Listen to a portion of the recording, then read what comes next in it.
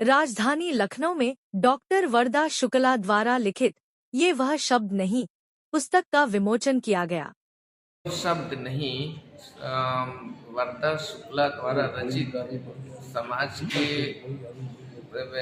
महिला सशक्तिकरण के संबंध में लिखा हुआ मेरे समझ में अद्वितीय कृति है और जिसका विमोचन इस वक्त ताज होटल के अंदर किया जा रहा है और समाज के डिफरेंट वर्ग से इसकी एप्रिसिएशन और इसकी श्रद्धा जुड़ी हुई है और मुझे लगता है कि डॉक्टर वर्दा का ये प्रयास जो है पार्टिकुलरली महिला सशक्तिकरण को लेकर के आने वाले समय में समाज में परिवर्तन की एक कारण और ये बनेगा परिवर्तन करेगा। धन्यवाद। कहना चाहूँगी कि डॉक्टर वरदा शुक्ला द्वारा ये बहुत ही अच्छा प्रयास है नारी की भावनाओं को अंदर से बाहर लाने का और एक नारी को सशक्तिकरण करने का और उसको सशक्त बनाने का। और उसमें इन्होंने अपनी जो भावनाएं व्यक्त की हैं कि कैसा एक डॉक्टर फील करता है जब वो एक नारी को ट्रीट करता है और उसके रिलेशंस, उसके हस्बैंड, उसके सास, सारी चीज़ों का एक सामंजस्य उसको रखना पड़ता है, तब जाके वो किसी लेडी का ट्रीटमेंट कर पाता है। तो इन्होंने जो नारी के बारे में जो सशक्तिकरण की बात की है वो बहुत ही अच्छा है, इसको बहुत अच्छे से उन्होंने दर्शाया है और हम कहेंगे कि उनके इस टैलेंट की हम बहुत तारीफ़ करते हैं और आगे भी उनका ये टैलेंट बढ़ता रहे और गॉड ब्लेस हर। एंड आज के मौके पर जैसे कि अभी अंतर्राष्ट्रीय महिला दिवस भी बनाया गया है, तो पूरे देश प्रदेश की महिलाएं और खासकर आज कार्यक्रम के माध्यम से क्या मैसेज देना चाहिए, क्या देना चाहिए? मैं ये देना चाहूँगी कि एक हेल्दी जो लेडी होती है तो एक हेल्दी समाज का निर्माण करती है। तो अगर एक औरत, किसी भी परिवार की अगर औरत स्वस्थ रहती है तो उसकी फैमिली अपने आप सिक्योर हो जाती है और उसकी फैमिली अपने आप हेल्दी हो जाती है। तो ये जो आज हम लोगों ने वुमेंस डे की बात की है, नारी सशक्तिकरण की बात की है, ये बहुत ज़रूरी है आज अपना इंट्रोडक्शन दीजिए। मेरा नाम डॉक्टर पूजा है, मैं IVF एंड फर्टिलिटी स्पेशलिस्ट हूँ, इंदिरा नगर लखनऊ से। Thank you. पहले तो मैं आप सबका धन्यवाद देती हूँ क्योंकि महिला सशक्तिकरण पे जो बातें हो रही हैं और आप लोग उसका कवरेज कर रहे हैं, जबकि इंटरनेशनल वुमेंस डे को देते हुए कुछ दिन हो गए। और दूसरी चीज़ कि इस महिला सशक्तिकरण का मुद्दा उठाते हुए जो डॉक्टर वरदा शुक्ला ने किताब लिखी है, ये वो शब्द नहीं। इस पर मैं सिर्फ इतना ही कहूँगी कि असलियत में ये हर महिला की पीड़ा है, हर महिला की ख्वाहिश है कि हर एक लड़की को सिर्फ जन्म लेने का अधिकार ही नहीं, उसको कहते हैं ना कि आपने उसको पंख तो दे दिए पर आसमान ही नहीं दिया, तो शायद उस आसमान को पाने की एक ख्वाहिश है। और किस तरीके से एक महिला के मन के उद्गार एक दूसरी महिला ने अपने कलम से जो लिखा है वो बिल्कुल पढ़ने योग्य है। और आप सबसे मेरा निवेदन है कि इस पुस्तक को ज़रूर पढ़िए क्योंकि ये सिर्फ एक मार्मिक चित्रण ही नहीं है, एक आप शायद इसको पढ़ने के बाद उस दुख को महसूस करके उसमें जो सुधार, जो सशक्तिकरण की तरफ कदम बढ़ाना है, उन सब में आप ज़रूर सहयोग करेंगे। मैम, बात करेंगे पूरे देश प्रदेश की महिलाओं को जो अपनी चीज़ों को व्यक्त नहीं कर पाती, नहीं कह पाती, उनको अपनी तरफ से क्या संदेश देना चाहिए? सबसे पहले तो हम ये कहेंगे, ये चीज़ कहना कि महिलाएं अपनी आवाज़ नहीं उठा पा रही हैं या महिला आज भी कमज़ोर है, 2025 में तो ऐसा पूरी तरीके से मैं इस बात से सहमत नहीं हूँ क्योंकि अब महिलाएं बहुत सशक्त भी हैं और अपनी आवाज़ उठा रही हैं। ज़रूरत ये है कि उसको एक सही दिशा दी जाए, एक सही मार्गदर्शन दिया जाए और इसी में हम सबको प्रयासरत होना चाहिए। मैं तो इसी चीज़ पे मैं doctor Anita Singh, senior gynaecologist KK hospital. Session. It's wonderful actually, and this book is really it's focusing on the topic of women's. Those today we are in that era where women's are not in a first position, but yeah, position is definitely improving, and this book is definitely focusing and highlighting the topics that those problems who women are facing like day to day life, that how that like how womens are हम आप घर पर भी देखें हम अपने कि like उनको फर्स्ट प्रायोरिटी नहीं समझा जाता है, उनको किसी भी डिसीजन मेकिंग में उनका पार्टिसिपेशन नहीं होता है। तो हम इस बुक को पढ़ेंगे और इससे हम समझेंगे कि रियली ये वो सारी चीज़ों को हम थोड़ा सा सुधारेंगे भी और फिर सोसाइटी चेंज भी हो रही है। And really this book is really helpful. अभी मैंने बहुत थॉरोली नहीं पढ़ा है, बट या it's wonderful and really nice. पूरे भारतवर्ष की महिलाओं को आज पुस्तक विमोचन समारोह में क्या मैसेज देना चाहिए? मैं बस यही देना चाहूँगी मैसेज कि आप ऐसा नहीं है कि आपको जब मेन सपोर्ट करें आप तभी आगे आएँ. आप अपनी आवाज़ उठाएँ, आपको भी सुनने वाले लोग हैं. आपको अगर कोई चीज़ पसंद है, आप पर अगर कोई कुछ तरीके से गलत हो रहा है, तो आप उसको अपनी उससे उठाइए. आप आगे बढ़ेंगी तब आपको लोग सपोर्ट करेंगे. ऐसे आप किसी के सहारे की ज़रूरत नहीं है. आप अपने आप में एक योद्धा हैं. अब मैं वुमेन्स को बोलूँगी कि आप अपने आप में एक योद्धा हैं. आप प्लीज़ घर से निकलिए एंड आगे आके देखिए. अपना इंट्रोडक्शन दे दीजिए. Yes, my name is Sarah Parveen and I am currently working in a Cipla in a pharma. So, thank. दरअसल सर क्या है कि ये प्लानिंग 1 साल पहले से चल रही थी कि इस पुस्तक का विमोचन थोड़ा जल्दी किया जाए, बट किन्हीं कारणों से होटल में जगह न होने की वजह से हाल खाली ना हो और सारा प्रयास था, बट एक निश्चित था कि होना तो ताज में ही है, क्योंकि यह एक ऐसी पुस्तक है कि जो स्वस्थ नारी, सशक्त नारी और नारी जागरूक और इनफर्टिलिटी और IVF से संबंधित उपचार हेतु इस पुस्तक का विमोचन किया गया है. जो कि पुस्तक मैडम ने पिछले 12 साल से इस पुस्तक को हेडिंग टू हेडिंग कंप्रोमाइज करके इस पुस्तक को शॉर्टकट में लिखा है. ये पुस्तक बहुत बड़ी बनने जा रही है, बट इसको थोड़ा सा शॉर्टकट में किया गया है.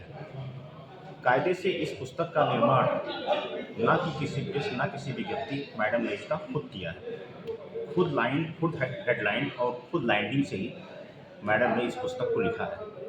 और इस पुस्तक को लिखने में और भी सारे लखनऊ के प्रसिद्ध डॉक्टरों ने भी पार्टिसिपेंट किया है, जो कि अपने मरीज के थ्रू, अपने कस्टमर के थ्रू, हॉस्पिटल के थ्रू कुछ ना कुछ उस पर संकेत दिया है.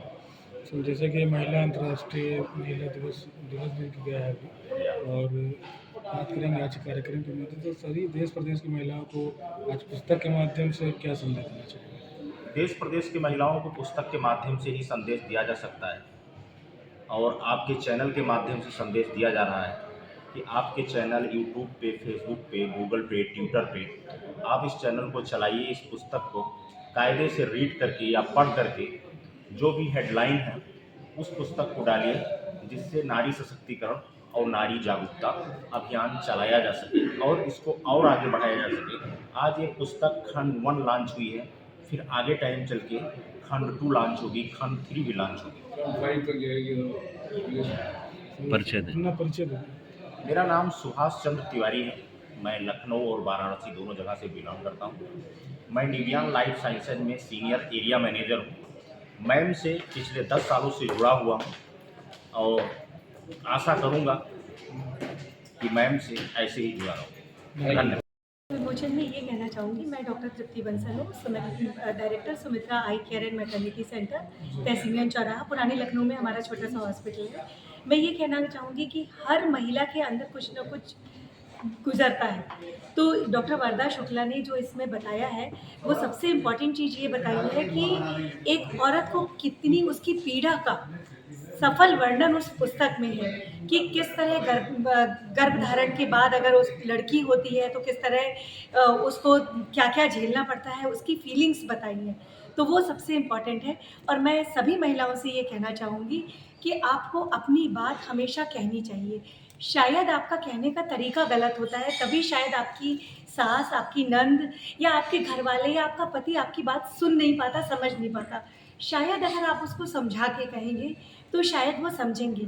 और ये मुझे मालूम है कि हर औरत नारियल की तरह होती है, ऊपर से सख्त होती है और अंदर से बहुत मुलायम होती है. कहीं ना कहीं उसके अंदर वो ज़रूर रहता है कि मेरे मतलब उसके अंदर कड़ापन रहता है कि मैं इसके साथ अगर सही व्यवहार नहीं करूँगी या मैं इसके साथ बुरा बर्ताव करूँगी तो शायद वो गलत है. लेकिन मुझे ये लगता है कि जो मुझे मिला है वो मुझे नहीं देना है समाज को. जो मुझे मिला है मुझे उससे अच्छा देना है. और अगर हम अपनी पीड़ा किसी से व्यक्त करते हैं या अगर हम अपनी मदर इन लॉ से या सिस्टर इन लॉ से या किसी से भी अगर हम कहते हैं कि अगर आप मेरी जगह होते तो क्या करते, तो शायद वो आपको बहुत, आपका जीना बहुत हल्का हो जाएगा, आपकी प्रॉब्लम बहुत सॉल्व हो जाएगी. देश प्रदेश की जो महिलाएं हैं उनको क्या संदेश देना चाहिए? मैं उनको संदेश ये देना चाहूँगी कि महिलाओं को अपना स्टैंड खुद लेना चाहिए और उनको अपने स्वास्थ्य का बहुत ध्यान रखना चाहिए। सरकार के द्वारा बहुत सारी योजनाएं चल रही हैं, जिसमें कि सबसे पहले मिड डे मील प्रोग्राम चल रहा है। दूसरा NHM की तरफ से पोषण और स्वास्थ्य के लिए रोज़ आपको गर्भवती महिलाओं के लिए भी बहुत ज़्यादा supplementation, iron supplementation, folic acid supplementation दिया जाता है। तो उसको ले जाके प्लीज़ कूड़े में ना फेंकें, उसको यूज़ करें, उससे बहुत फ़र्क पड़ेगा। और सारे आप लोग अगर PHC पे भी आजकल सरकार बहुत काम कर रही है और हर जगह आपको सुविधा मिल रही है, तो क्यों ना आप लोग उसको यूज़ करें। थैंक यू बहुत। तो सबसे पहले तो हमारी सखी वारदा को बहुत सारी शुभकामनाएं, जो उन्होंने महिलाओं के बारे में सोचा और इतनी सुंदर पुस्तक का विमोचन करवाया। और यदि हम बात करें स्वस्थ नारी की, तो ये तो सच है, स्वस्थ नारी सशक्त नारी। और नारी स्वस्थ है तो परिवार स्वस्थ है, समाज स्वस्थ है और देश स्वस्थ है। तो महिलाओं को अपने स्वास्थ्य का ध्यान अपने लिए नहीं, अपने परिवार के लिए, अपने समाज के लिए और देश के लिए रखना है। शायद आपको नहीं पता है कि महिलाएं अपने परिवार के 75% स्वास्थ्य के विषय में निर्णय लेती हैं, जो बाकी लोगों के लिए, पर अपने लिए बिल्कुल ध्यान नहीं देती। तो महिलाओं के लिए ये एक बहुत बड़ा संदेश है कि समय आ गया है कि वो अपने स्वास्थ्य का ध्यान रखें। दूसरा, अभी भी ये पुरुष प्रधान देश है, इसमें कोई दो राय नहीं है, पर सोसाइटी में चेंज आया है और आएगा।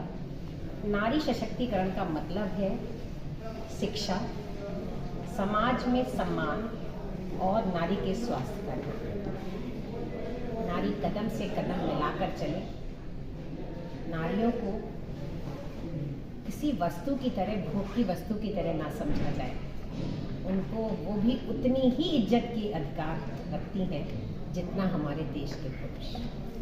तो आज के दिन जो मैं कहना चाहती हूँ वो ये, यदि हमको अपनी नारी को स्वस्थ बनाना है, सशक्त बनाना है, तो उनके स्वास्थ्य और शिक्षा, दो चीज़ों का ध्यान रखना बहुत जरूरी है। मैम, ये जो पुस्तक आज रिलीज हुई है, शब्द नहीं, तो उसके बारे में आपका क्या कहना है? तो पुस्तक में उसने बहुत सारे प्रसंग लिखे हैं, जैसे गर्भपात का, कि एक बच्ची जब पेट के अंदर पल रही होती है तो उसको दुनिया में आने से पहले ही मार दिया जाता है। ऑल्दो भ्रूण हत्या बहुत हद तक कम हुई है, पर ये आंकड़े अभी भी 0 नहीं हुए हैं, जो हमारे लिए आज भी बहुत दुख का विषय है। बहुत सच उसने लिखा है कि जब लड़की पैदा होती है तो लोग, आप विश्वास करिए, बहुओं को, बेटियों को छोड़ के चले जाते हैं अस्पताल में कि हम लेके नहीं जाएंगे। दूसरा विषय जो उसने बहुत अच्छा रखा है वो है बांझपन का। आज भी यदि किसी दंपत्ति को बच्चा नहीं है तो वो सिर्फ और सिर्फ नारी को दोषी ठहराते हैं, जबकि ये सच्चाई है। 50% केसेस में नारी, 50% केसेस में पुरुष, 30% केसेस में दोनों इस बात के लिए उत्तरदायी होते हैं। मैम, मैसेज क्या देना चाहेंगे सारी देश प्रदेश की महिलाओं को? सारी देश की महिलाओं के लिए एक ही मैसेज है, स्वस्थ नारी सशक्त नारी। सबसे पहले अपने स्वास्थ्य का ध्यान रखें। अपना परिचय दे दीजिए। मैं डॉक्टर सुनीता चंद्रा, 30 साल से लखनऊ में स्त्री रोग विशेषज्ञ, और मेरा special interest in fertility specialist. Thank you. एक गायनेकोलॉजिस्ट हूँ और वैलेंशिया IVF सेंटर की डायरेक्टर हूँ और मैं महिला चिकित्सक हूँ। मैंने इस कथा संग्रह ये वह शब्द नहीं के माध्यम से जो मेरे 15 वर्ष के अनुभव महिलाओं के साथ रहे हैं और उनका सामाजिक समीकरण क्या है, उसको समाज के साथ साझा करने का प्रयास किया है। कहानी के माध्यम से, पात्रों के माध्यम से मैंने महिलाओं की पीड़ा और वेदना को समाज के सामने रखने का प्रयास किया है। बहुत सारे ऐसे पहलू हैं, ऐसे विषय हैं जिन पर लोग कभी भी मुखर नहीं, वही मैंने उजागर करने का जो है इस कहानी के द्वारा हम बात करेंगे आज के कार्यक्रम में, तो कितनी महिलाएं और कौन कौन लोग उपस्थित रहे? देखिए, इस कार्यक्रम में पुस्तक विमोचन एवं चर्चा, यह पुस्तक विमोचन ही नहीं था, अपितु इसमें जो विषय उठाए गए हैं उस पर चर्चा अनेक विधाओं के लोगों से द्वारा की गई, जो कि लेखक हैं, अपनी अपनी विधाओं में अग्रणी हैं और उल्लेखनीय कार्य कर रहे हैं, जैसे समाज सेवा कर रहे हैं, NGOs चला रहे हैं, सोशल एक्टिविस्ट हैं। उन सब ने इसमें भाग लिया और अपना अपना जो है उन्होंने विचार रखा। हम बात करेंगे आज की पुस्तक मुचान ने लिखी है नारी के बारे में, तो बात करेंगे पूरे विश्व की महिलाओं, खासकर देश और प्रदेश की जो भी महिलाएं, उनको आज के माध्यम से, कार्यक्रम के माध्यम से क्या मैसेज देना चाहिए? देखिए, हम विश्व की महिलाओं की बात करने से पहले हम भारत देश की महिलाओं की बात करें। भारत देश जहाँ अभी भी 50% आबादी रूरल आबादी है, जो गांव में बसती है। तो एक गांव की आबादी, गांव की महिलाओं की समस्या और शहर की महिलाओं की समस्या में बहुत अंतर है और ये हमें समझना पड़ेगा। वहाँ स्वास्थ्य, देखिए स्वास्थ्य का हमेशा एक सामाजिक पहलू होता है। जैसे अगर अनीमिया भी है तो अनीमिया किस चीज़ से उत्पन्न होती है? कुपोषण से। कुपोषण कहाँ से आता है? जब किसी प्रकार का भेदभाव किया जाता है खान पान में। तो हर समस्या का, हर डिजीज़ का, हर रोग का एक सामाजिक पहलू होता है। असुरक्षित गर्भपात ले लीजिए। असुरक्षित गर्भपात क्यों होता है? क्योंकि उसमें से लिंग पता करने का प्रयास किया जाता है और महिलाएं अभी भी जो है भ्रूण हत्या हो रही है।